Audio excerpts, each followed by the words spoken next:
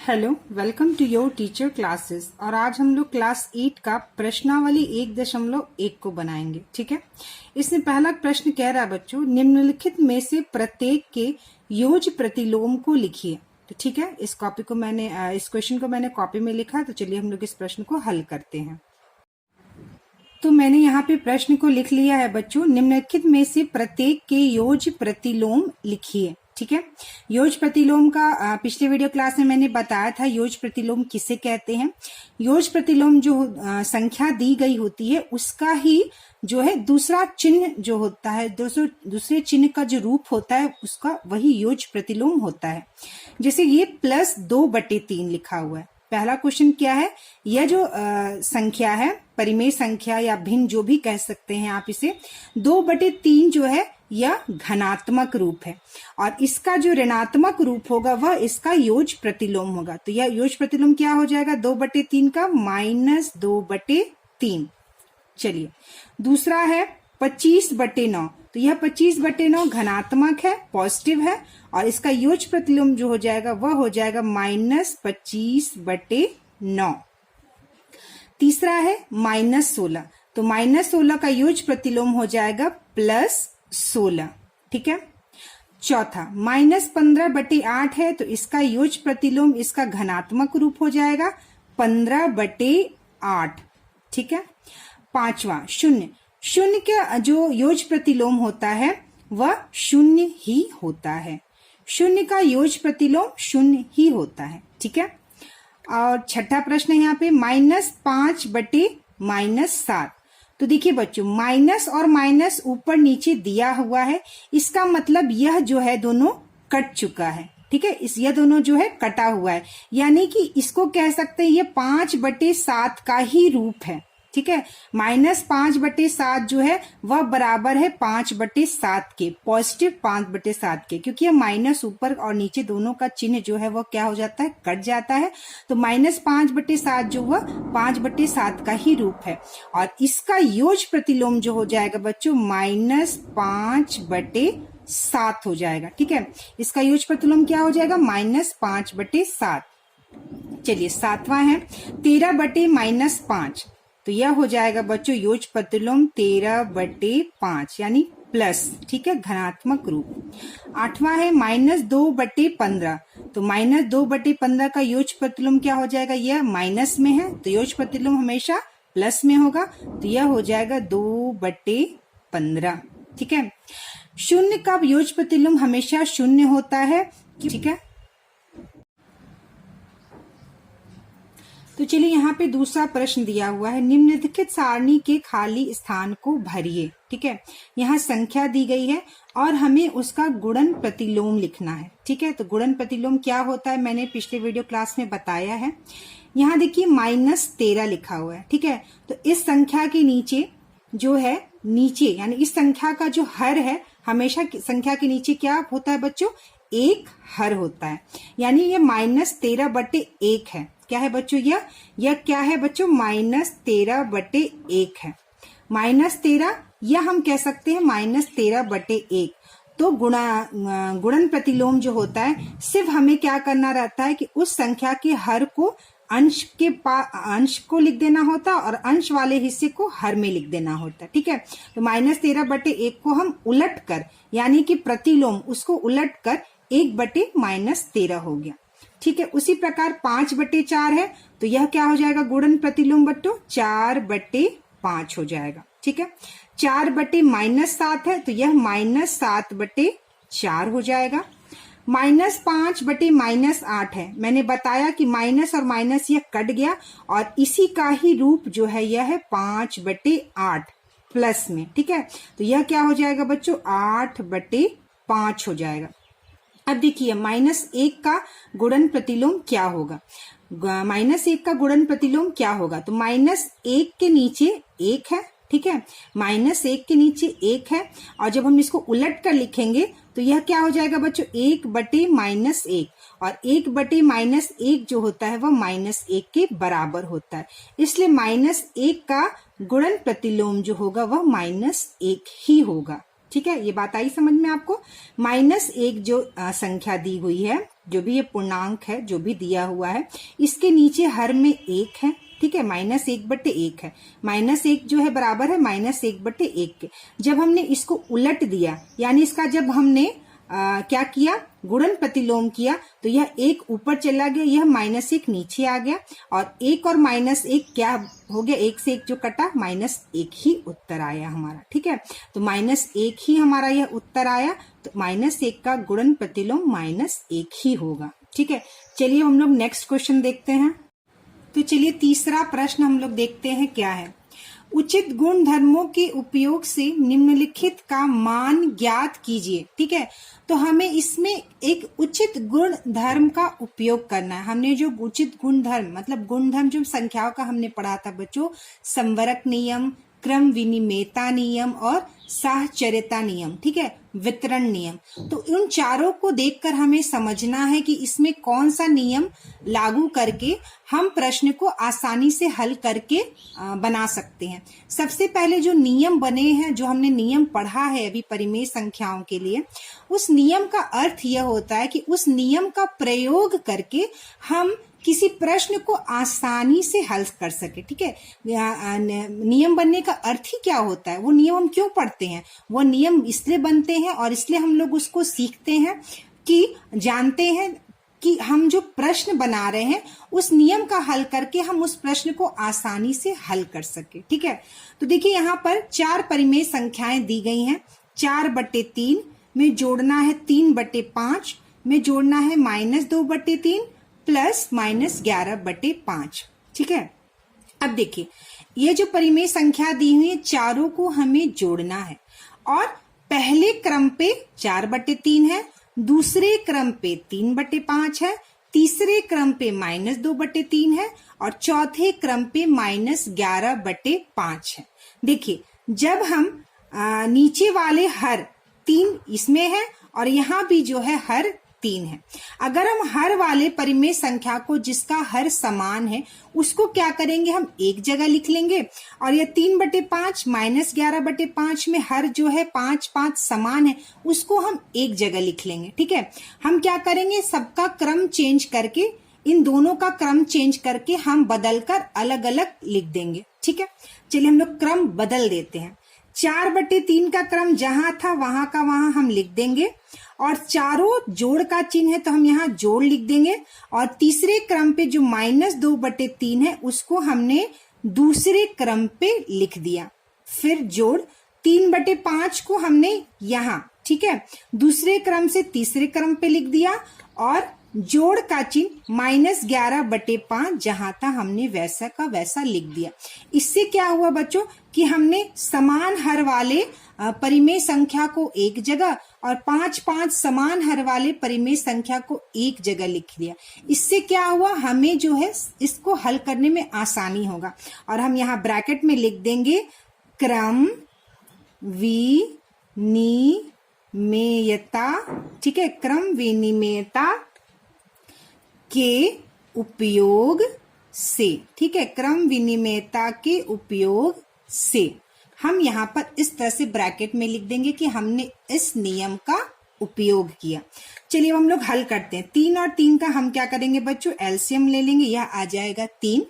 3 1 3, 1 में 4 का गुना करेंगे 4, प्लस चिन्ह 3 1 3, 1 में -2 का गुना करेंगे -2, यह जोड़ का चिन्ह हम लिख देंगे। अब हम क्या करेंगे, इन दोनों को जोड़ देंगे। अभी हमने इन दोनों को एलसीएम लिया, अब हम इन दोनों का एलसीएम ले लेंगे, तो यह आ जाएगा 5। 5 1 5, 1 में 3 का गुना किए 3, 5 1 5, 1 में -11 का गुना किए, तो क्या आ गया बच्चों, -11। ठीक है, चलिए आगे हम लोग देखते हैं। अब क्या करेंगे, हम लोग इसको पहले लिख लेंगे, 4 प्लस और माइनस। ठीक है, जब हम ब्रैकेट खोलेंगे तो प्लस माइनस क्या हो जाता है, -2/3। यह जोड़ का 3 जैसा का तैसा हम लिख देंगे, और यह ब्रैकेट खोलेंगे तो प्लस माइनस माइनस हो जाएगा, 3 -11/5। ठीक है, अब हम लोग फिर इसको लिख लेते हैं। 4 में से 2 गया, 2/3 प्लस, तो 3 में से 11 को घटाना है। ठीक है, तो 11 में से 3 को घटाएंगे कितना बचेगा 8, लेकिन छोटी संख्या में से बड़ी संख्या को घटा रहे हैं तो हम यहाँ पे क्या आंसर हमारा आएगा माइनस में, तो -8 बटे हो जाएगा 5। ठीक है, अब हम 3 और 5 का एलसीएम लेंगे। 3 और 5 का एलसीएम लिया हमने तो यह आ गया 15 हमारा। ठीक है, 3 25 15, 5 दूनी 10, तो यह 10 हो गया, प्लस 5 तिरिक का 15 और 3 में -8 का गुना करेंगे तो यह आ जाएगा बच्चों -24। ठीक है, 10 प्लस -24 बटे 15। अब हम यहाँ पे इसको आगे मैं यहाँ लिखती हूँ, तो 10 प्लस माइनस, जब ब्रैकेट खोलेंगे तो ये प्लस और माइनस क्या हो जाएगा माइनस, 10 -24 बटे 15। ठीक है, और अब छोटी संख्या में से बड़ी संख्या को घटाना है तो घटाते तो हैं हम, लेकिन चिन्ह माइनस का, यानी 24 में से 10 घटाएंगे तो 14, यानी कि ये आ जाएगा -14 बटे 15, और ये हमारा हो गया आंसर। तो हमने क्रम विनिमयता का उपयोग करके एक समान हर वाले परिमेय संख्या को एक जगह लिखकर इसको आसानी से हल किया। चलिए हम लोग तीसरा का सेकंड वाला हल करते हैं। तो चलिए बच्चों हम लोग तीसरा का दूसरा वाला प्रश्न देखते हैं। 2/5 गुना -3/7 -1/6 गुना 3/2 प्लस 1/14 गुना 2/5। तो देखिए बच्चों, सबसे पहले इस प्रश्न में जो हर समान दिया हुआ है, जो यहाँ पे 1/14 गुना 2/5 है और यहाँ भी 2/5 है, तो हम क्या करेंगे, इस वाले को उठाकर हम 2/5 गुना -3 के साथ रख देंगे और इस वाले को हम इधर लिख देंगे। तो सबसे पहले हम लोग इसको लिखते हैं। चलिए, 2/5 गुना -3/7। ठीक है, और यह इस वाले को हम लोग यहाँ पे लिख देंगे। क्यों? क्योंकि 2/5 को यहाँ लिखने से हम लोग को आसानी होगा हल करने में। तो यह हो जाएगा प्लस 1/14 गुना 2/5, और यह वाला जो है हम यहाँ पर इस तरह से लिख देंगे -1/6 गुना 3/2। ठीक है, चलिए बच्चों अब हम लोग आगे देखते हैं। अब देखिए यहाँ पर 2/5 गुना -3/7 प्लस 1/14 गुना 2/5। हमने वितरण नियम पढ़ा था पिछले वीडियो क्लास में। ठीक है, वितरण नियम क्या था बच्चों? वितरण नियम यह था कि किसी संख्या का जब हम गुना करते हैं दूसरी संख्या के जोड़ से, ठीक है, यहाँ पर बी और सी जो है एक संख्या है जो जोड़ में दी गई है, और यहाँ पर एक संख्या है क्या, ए, जो उससे गुना है। तो वितरण नियम क्या कहता है, ए का गुना बी में होगा, ए गुना बी, प्लस ए का गुना सी में होगा, ए गुना सी। यही है हमारा वितरण नियम। अगर आप ध्यान दीजिए तो यहाँ देखिए ए और यह ए कॉमन है। ठीक है, इसमें भी ए है और यहाँ पर भी ए है, जिसको हम कैसे लिख देते हैं, ए को बाहर लिख देते हैं ऐसे, और बी और सी बच जाता है तो बी और प्लस सी हो जाता है। यही हमारा क्या है बच्चों, वितरण नियम है। अगर आप इसको ध्यान से देखिए कि ए का गुना बी में, यानी एक संख्या का गुना दूसरी संख्या में, जोड़ एक संख्या का गुना दूसरी संख्या में, जहां एक संख्या जो है दोनों तरफ जो है क्या है बच्चों, कॉमन है। कॉमन मतलब एक जैसी, दोनों में समान है। अगर आप यहाँ पर देखें तो 2/5 एक संख्या है जिसका गुना है -3/7, a into B plus b into A, यानी एक यहाँ पर जो संख्या है दोनों में समान है, तो इसको क्या करेंगे हम लोग, बाहर कर देंगे।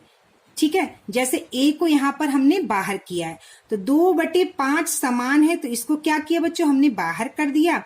तो क्या बच गया यहाँ पे, -3/7 प्लस, और यहाँ पर 1/14 हमारा बच गया, और ब्रैकेट, क्योंकि 2/5 यहाँ का 2/5 यहाँ का समान है, इसको हमने बाहर कर दिया। ठीक है, -1/6 जैसा का जैसा लिखा है हम इसको वैसा लिख देंगे, और यहाँ पर बच्चों हम लिखेंगे वितरण नियम। ठीक है, क्या लिखेंगे बच्चों, वितरण नियम से। वितरण नियम से, वितरण नियम से क्या किया हमने बच्चों, जो कॉमन था संख्या, जो संख्या समान थी उसको हमने बाहर कर दिया और इन दोनों को ब्रैकेट में कर दिया।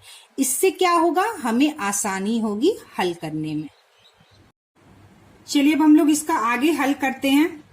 तो क्या करेंगे बच्चों, अब हम लोग 7 और 14 का एलसीएम ले लेंगे। ठीक है, तो यह हो जाएगा 2/5 ब्रैकेट में 7 और 14 का एलसीएम 14, 7 दूनी 14, 2 में -3 का गुना किए -6 प्लस 14 1 14, 1 में 1 का गुना किए 1, और इस तरह से फिर हम लिख लेंगे 1/6 गुना 3/2। ठीक है, 3 से 6 ये 2 बार में हम काट भी सकते हैं, तो हम काट देंगे। ठीक है, ये हो जाएगा 2/5 ब्रैकेट में -6 प्लस 1, तो कितना हो जाएगा बच्चों -5/14। ठीक है, जब दो संख्या दी गई होगी साथ में एक माइनस में एक प्लस में तो हमेशा माइनस ही होता है।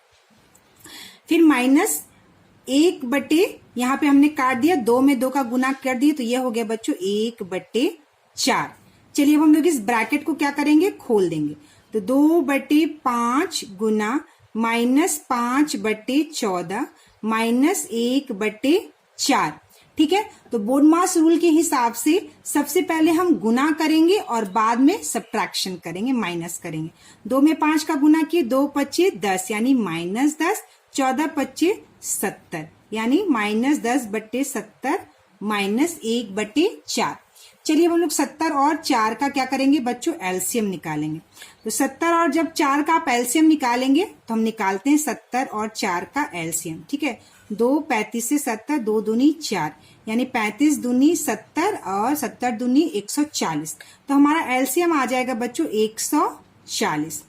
70 दूनी 140, 2 में -10 का गुना, तो यह हो गया -20। ठीक है, और 140 में 4 से जब हम भाग देंगे तो होगा 35, तो 35 में 1 का गुना करेंगे तो हो जाएगा -35, तो -20 -35/140। ठीक है, तो -20 और -35 क्या, दो संख्या दी गई है, माइनस माइनस तो हमेशा जुड़ता है लेकिन चिन्ह माइनस का होता है, तो 30 35 में 20 जोड़ देंगे तो कितना हो जाएगा बच्चों, -55/140। ठीक है, तो यह 5 से कट जाएगा, तो यह 11 बार में कटेगा, और यह कितने बार में कट जाएगा, 5 दूनी 10 और 4 बच जाएगा, तो यह हो जाएगा 5 अट्ठे 4, यह 40, 5 अट्ठे 40 यानी 28 बार में। ठीक है, तो यह हो गया -11/28, यह हो गया आपका आंसर।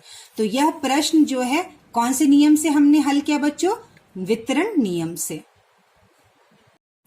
तो चलिए बच्चों चौथा प्रश्न है, 5/18 को -7/72 के व्युत्क्रम से गुना कीजिए। ठीक है, तो -7/72 के व्युत्क्रम, तो सबसे पहले -7/72 का व्युत्क्रम निकालेंगे। ठीक है, का हम लोग क्या निकालेंगे बच्चों, व्युत्क्रम, तो -7/72 का व्युत्क्रम क्या हो जाएगा, मैंने पढ़ाया था -72/7। ठीक है, जस्ट हमें क्या करना रहता है, हर को अंश के जगह, अंश को हर के जगह लिखना होता है। ठीक है, तो -7/72 का व्युत्क्रम क्या हो गया, -72/7।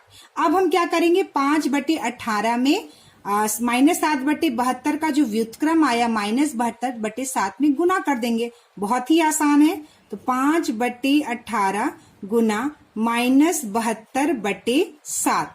ठीक है, तो आप दोनों का गुना करके हम काट के सरल रूप में लिखें, या पहले हम काट दें उसके बाद गुना करके लिख सकते हैं, हम दोनों कर सकते हैं। ठीक है, तो 2 से 18 9 बार में गया, 2 से 72 कितने बार में गया बच्चों, 36 बार में। ठीक है, यह माइनस चिन्ह है, 36 बार में। फिर 9 से 36 कितने बार में गया, 4 बार में, तो कितना बच गया बच्चों ऊपर, 5 गुना 4/7, यहाँ -4। ठीक है, क्योंकि -72 -36 कटा, -36 -4 से कटा, तो यहाँ -4 है, तो 5 चौका 20, यह हो गया -20/7। ठीक है, यहाँ कंफ्यूज नहीं होना है, -72 जो है -76 से कटेगा, -76 जो है -4 से कटेगा, तो इस तरह से इसका उत्तर आ गया -20/7।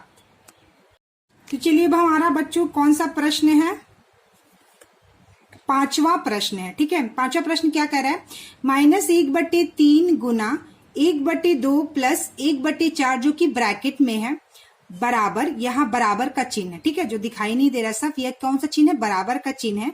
तो -1/3 का गुना 1/2 में एक बार, जोड़ -1/3 का गुना 1/4 में इस तरह से गुना, ठीक है। यानी -1/3 का गुना एक बार 1/2 में होगा, फिर जोड़ का चिन्ह जोड़ रहेगा, और -1/3 का गुना 1/4 में होगा। तो यह कौन सा गुण धर्म है? तो बच्चों मैंने पिछले वीडियो क्लास में, अगर आप लोग नहीं देखे होंगे तो उसको जाकर देख लीजिएगा। देखिए मैंने यहाँ पर वितरण नियम बताया था, और इसी तरह से मैंने पूरा हल भी किया था। आप पिछली वीडियो क्लास में जाकर इसको देख सकते हैं। तो देखिए -2/5 का गुना 2/7 प्लस 5/14 में, तो -2/5 का गुना पहले 2/7 में होगा जोड़, फिर -2/5 का गुना 5/14 में होगा। तो यह कौन सा नियम है बच्चों? वितरण नियम है, ठीक है। तो हम इसका 5वां का जो उत्तर लिखेंगे, क्या लिखेंगे बच्चों?